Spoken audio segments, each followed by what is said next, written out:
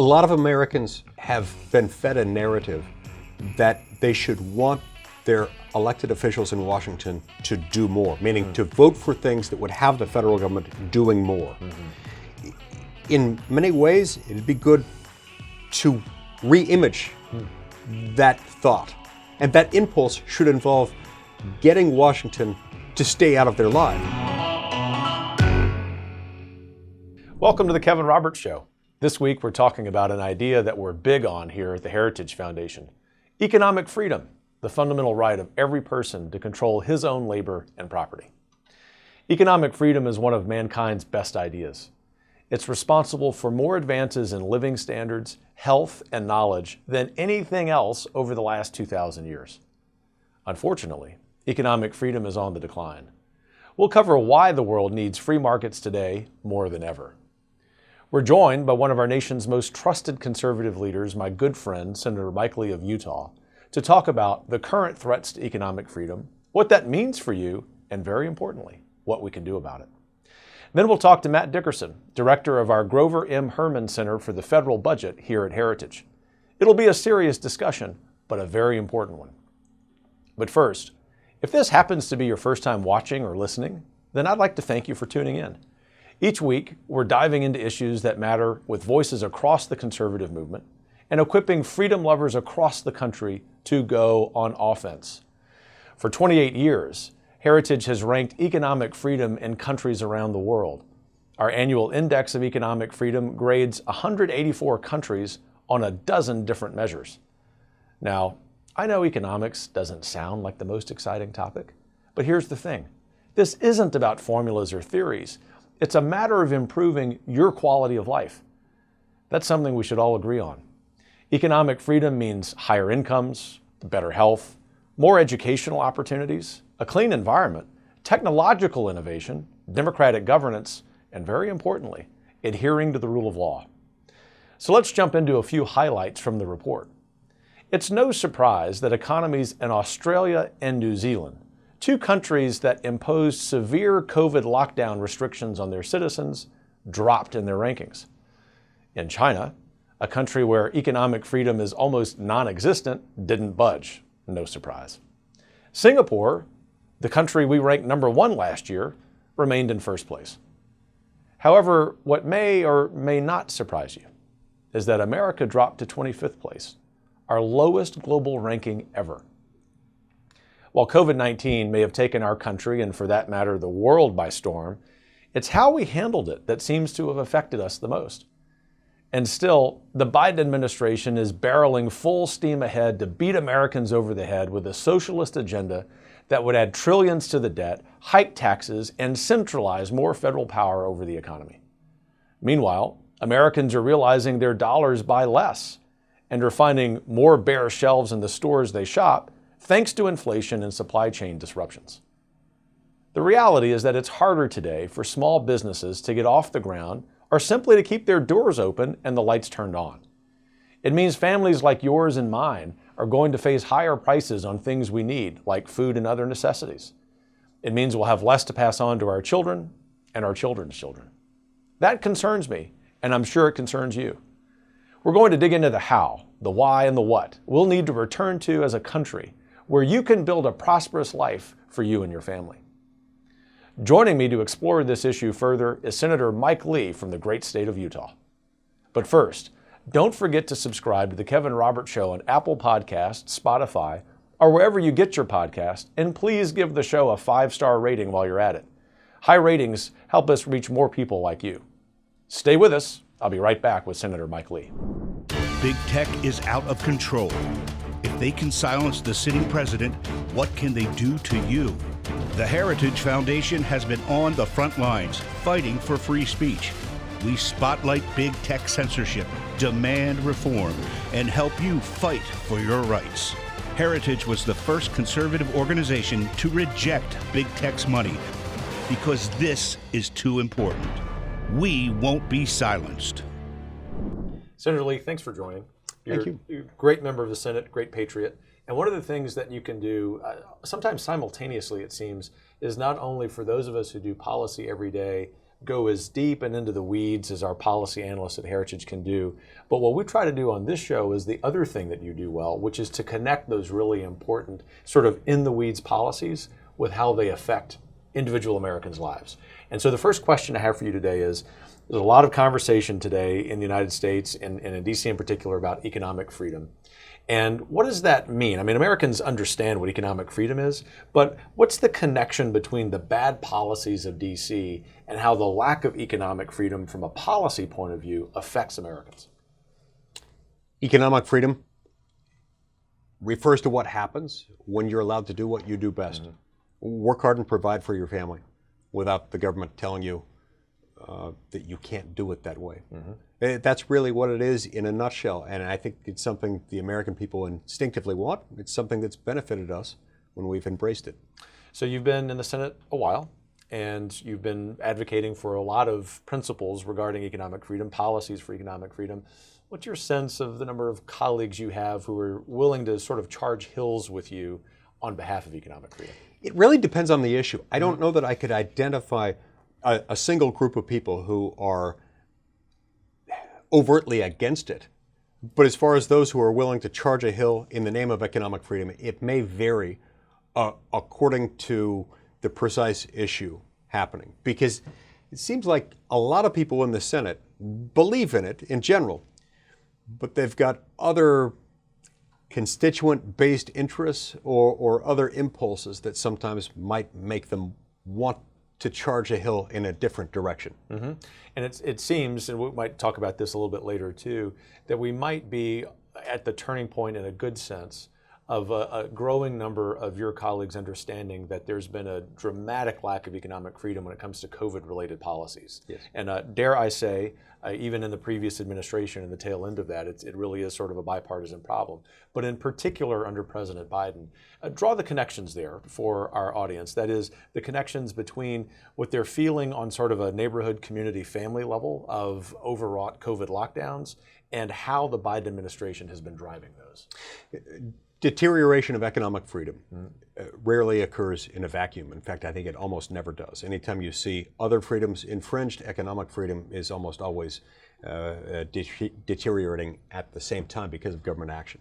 You saw people being told that they couldn't go to church, that they couldn't do all sorts of things, that they had to wear a mask in public, that they had to get a medical procedure they may or may not want, and that they may or may not need based on their own medical history and natural immunity and so forth.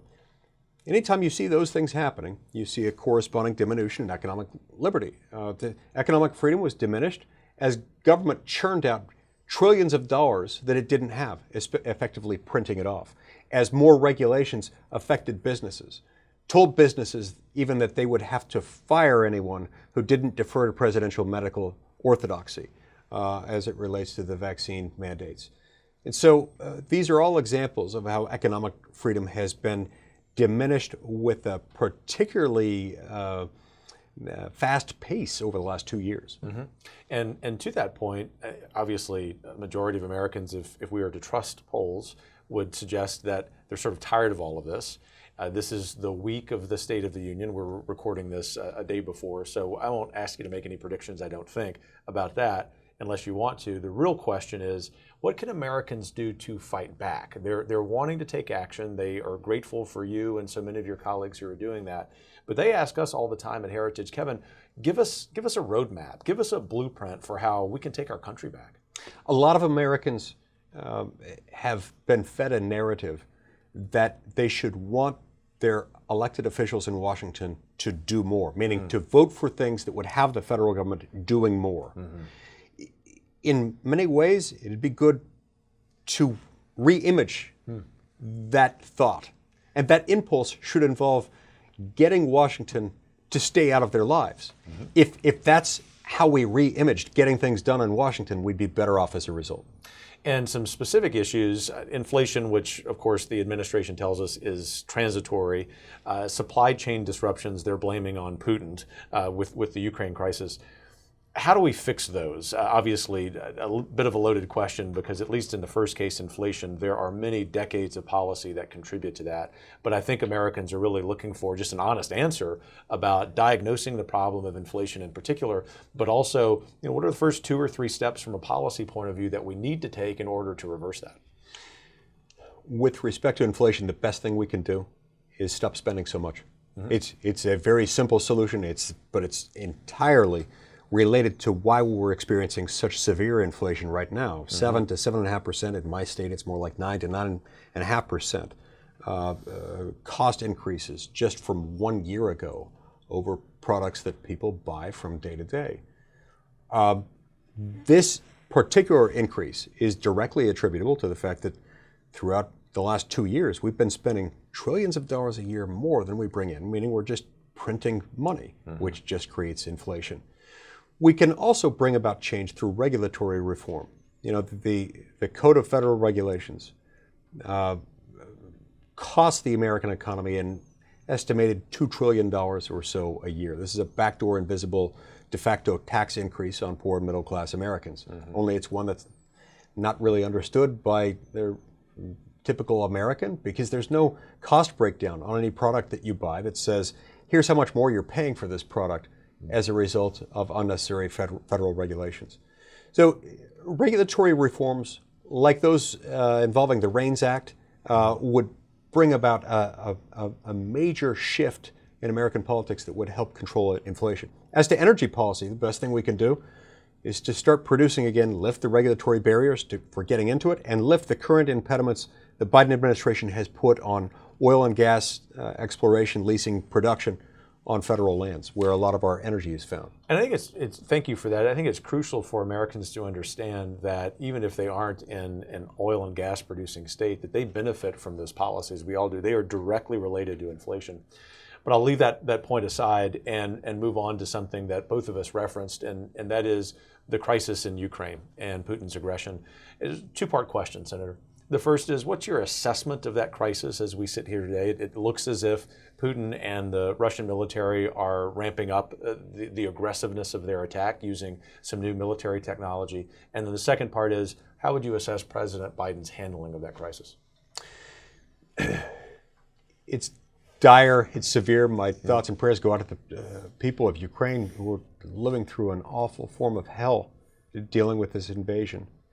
As far as the president's handling of it, I would not give him high marks.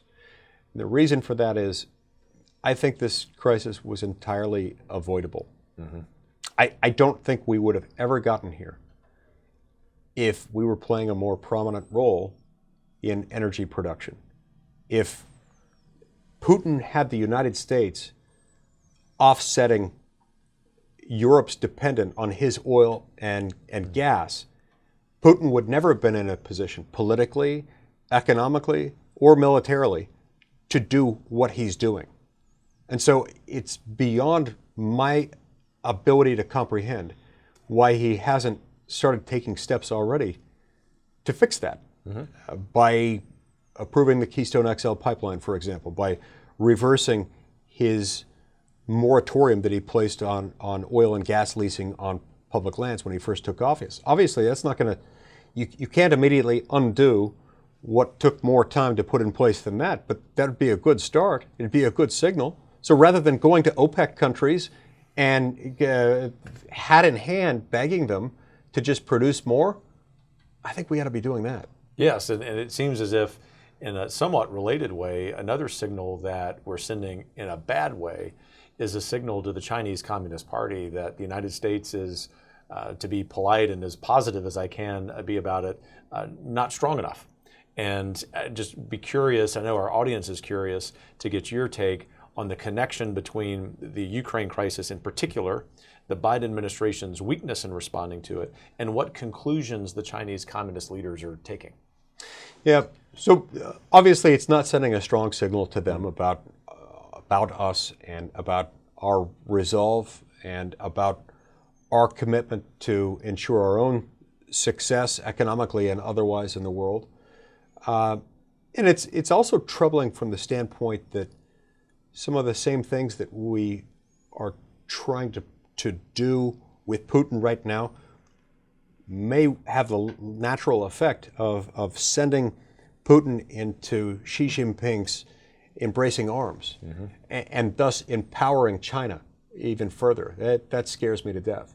And that would be historically unprecedented, at least that level of coordination between Russia and China. They flirted with that in history, but I think there's a real possibility that some of our foreign policy scholars are beginning to worry about that happening. And we have every reason to worry about that, because when we look at near-peer military adversaries, the idea of the two of them coming together, that's very dangerous for us. Yes, a lot to be praying about, isn't there? Indeed. So from foreign policy to stateside, those of us who have the privilege of working in Washington, D.C. are very interested in what's going on with President Biden's Supreme Court nominee.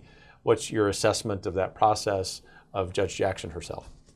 Yeah, first of all, as I always do when someone receives a nomination like this, I congratulate Judge Jackson on her nomination. I am preparing for meetings with her and for our hearings with her, reviewing everything I can that she's written, particularly her opinions that she's authored as a judge. And this process is going to be thorough. It's going to be a robust discussion about judicial philosophy and about her prior rulings. One thing that's very important that shows contrast between the two political parties, that one thing that I can assure you as a member of the Senate Judiciary Committee that you're not going to see, and that's the politics of personal destruction employed as against the Supreme Court nominee. I can't think of a single Democratic nominee where that's been employed by Republicans in the Senate. Tragically, I can think of a lot of examples where Republican nominees have faced that from Senate Democrats.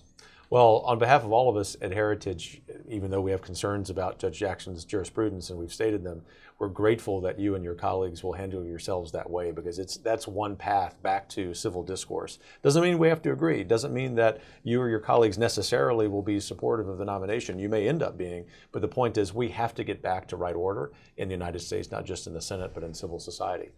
That's a little bit of a lead up to a final question for you, Senator. And it's a question that I try to work in whenever I can with guests. And it is, in spite of everything that America has endured, especially over the last couple of years, COVID, the COVID lockdowns, a contested election, this point about really uncivil discourse, why did you wake up optimistic about the future of America today? Winston Churchill has a statement that's been attributed to him. The American people can always be counted on to do the right thing after they've exhausted every other alternative.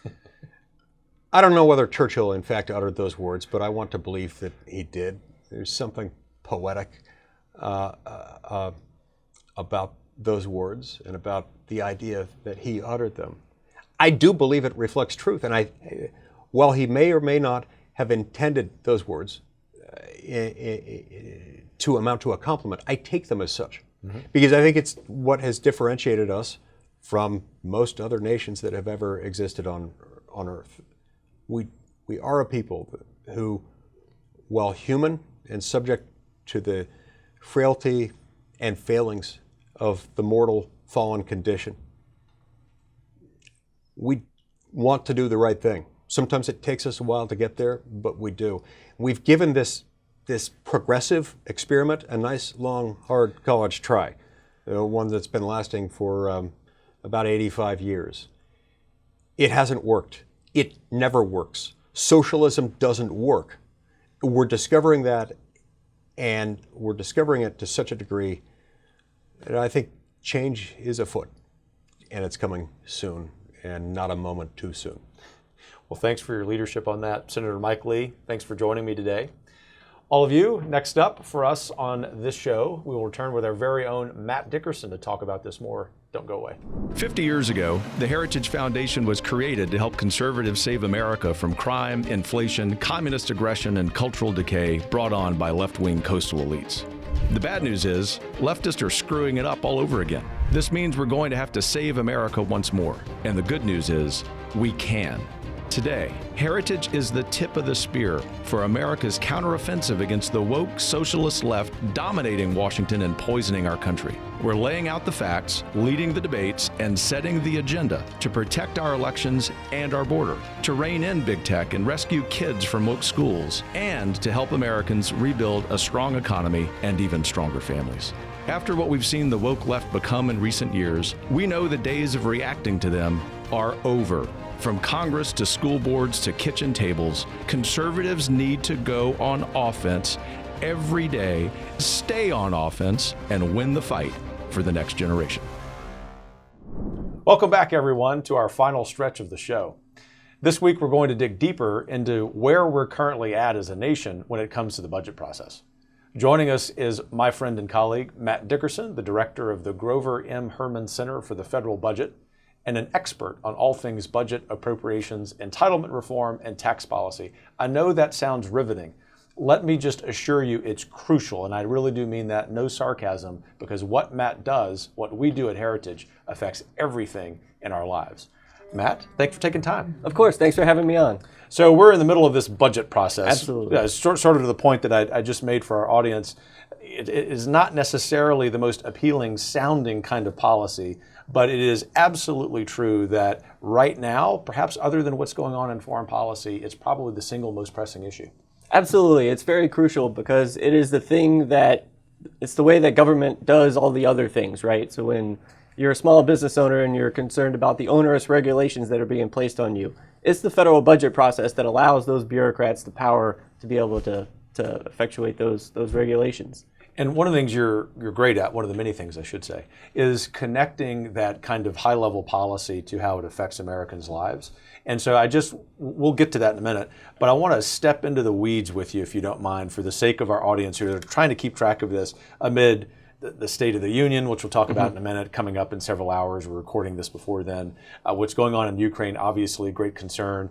But what cannot be lost in the middle of that shuffle is that we're in this budget process. There's a timeline, and obviously that affects Americans' lives. But tell us, before we get to that connection, where are we in the budget process? Sure thing. So the federal fiscal year is supposed to start on October 1st. They never meet that deadline, right? If you were a small business owner and you didn't meet your budgetary deadlines, you'd go out of business. Well, the federal government for decades has not followed its statutory budget process. So what we've been doing is we've extended President Trump's last spending bill, his last appropriations bills, all from the Trump administration all through through current day. So we're several months behind on where they're supposed to be in the normal budget process. In fact, they haven't even passed a real budget resolution, which is supposed to be step one. So for the audience who might think that Washington is broken, you've done nothing to disabuse them of that notion. Absolutely. And so right now, the congressional leaders, they're trying to catch up to what they were supposed to have done last year, but they're doing it in all the wrong way. They want to increase spending massively. They want to give more power to the federal regulatory agencies. They want to give more power to the bureaucrats to do things like enforce vaccine mandates. But the good news is, you and all of us at Heritage don't just call a spade, that is, diagnose problems with realism. We also point to some solutions, and you've got a plan that over some period of time will get us out of this mess. Explain that for us. Absolutely. So last week, my colleagues and I at the Heritage Foundation, we released our federal budget blueprint. Mm-hmm. And so this is an entire federal budget proposal that would take a look at the entire federal government, all the trillions of dollars that we're spending, and say, evaluate each program and say, does this program make sense? Are there better ways to do it? Or can we just get rid of it all?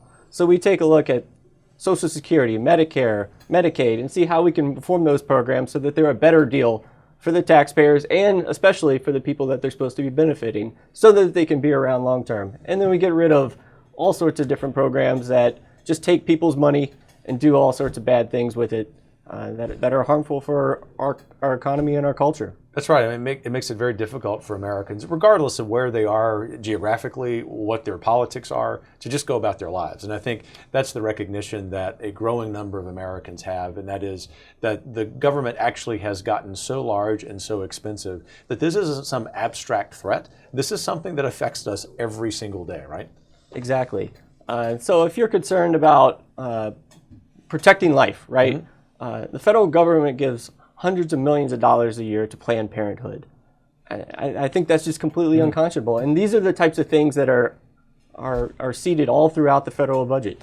And another example, one that you and I have talked about quite a bit the last couple of weeks, is that if Americans, folks in the audience, are concerned about their local school districts supporting critical race theory, other elements of indoctrination, and some of those folks write to us and say, our school board is sponsoring these professional development days for teachers. Where does that money come from? It comes from the federal budget. Exactly. And so we at the Heritage Foundation have a plan to phase out the Federal Department of Education so that restores local control for our local community so we can have better results. We look forward to that day. So we are sitting here hours before President Biden delivers his first State of the Union address. I won't ask you to make too many predictions, but I will ask you to comment on one. You've got, for our audience who may not know, you've got a lot of experience with the budget process. I'm going to posit that President Biden is going to blame inflation and increased spending on COVID. With your very fair, objective hat on, respond to that claim. Yeah, I think the inflation has been caused by the massive spending spree and the massive regulatory spree that we've seen over the last several years. We've seen tons of money, trillions and trillions of dollars, more than $6 trillion spent, in addition to the normal $5 trillion federal budget that's spent on an annual basis. That's been pumped into the economy. At the same time, the government has been imposing lockdowns and restricting people's ability to go to work. So what does that cause? That's too much money causing too few goods and services in the economy. And what is that? That's the recipe for inflation. And that's what we've seen, 7% inflation year over year. And very much related to that, last question is that we're $30 trillion in debt. I hear from Americans, I hear from some folks left of center who say, don't even bother. Well, obviously we're going to bother with it because of all of the reasons you've laid out. How do we dig ourselves out of this hole? It's not sustainable. First, you have to stop, do no more harm. And so from there, no more massive omnibus spending bills, no more massive spending sprees, no more bailouts, stop. And then you have to go and turn to the solutions. We at the Heritage Foundation have our budget blueprint that takes a look at all the major spending programs, provides the investments where it's needed on things like national security, but then turns the tide on federal spending. And that's the way you have to do it. Well, Matt Dickerson, thanks for being here today. Most of all, thanks for all the great work you do, not just for us at Heritage, but for people tuning in and Americans all over. Great. Thanks so much, Kevin, and thank you too. You bet. That's a wrap for this week's show. I want to again thank my guests, Senator Mike Lee and Matt Dickerson. Don't forget to subscribe to The Kevin Roberts Show on Apple Podcasts, Spotify, or wherever you get your podcast. And please give the show a 5-star rating while you're at it. And tell a friend. Our movement is for everybody, and all are welcome. Take care, and we'll see you next week.